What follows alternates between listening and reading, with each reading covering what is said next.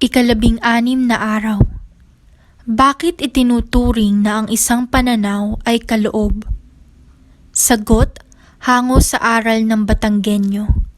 Kahit pa ang pananaw ay inangkin o inako na ng mga tao, pinag-aralan at pinagnilay-nilayan na ng bayan ng Diyos, ito ay mananatili pa ring isang kaloob at malaking biyaya ng Diyos para sa tao.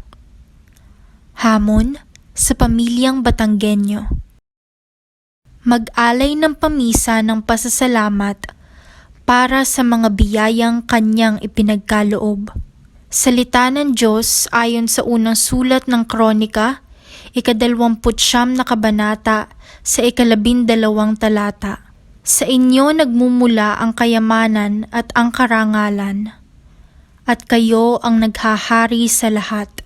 Taglay ninyo ang kapangyarihan at kadakilaan, at kayo ang nagbibigay ng lakas at kapangyarihan sa lahat. Maikling pagninilay. Ang lahat ng mayroon tayo bilang mga tao ay maituturi nating kaloob. Walang ganang atin. Lahat ay bunga ng awa at habag ng Diyos. Kaya nga, ang pananaw na ating pinagsusumikapang buuin ay masasabi nating mula sa awa at habag ng Diyos. Turo ng simbahan. This is always a slow process, and we can be overly fearful if we allow doubts and fears to dampen our courage. Instead of being creative, we will remain comfortable and make no progress whatsoever.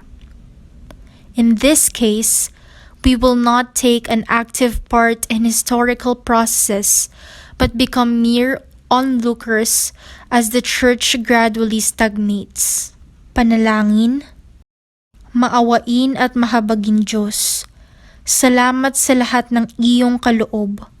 Puspusin mo ang aming mga puso ng pagpupuri at pagpapasalamat sa walang hanggang kabutihan mo.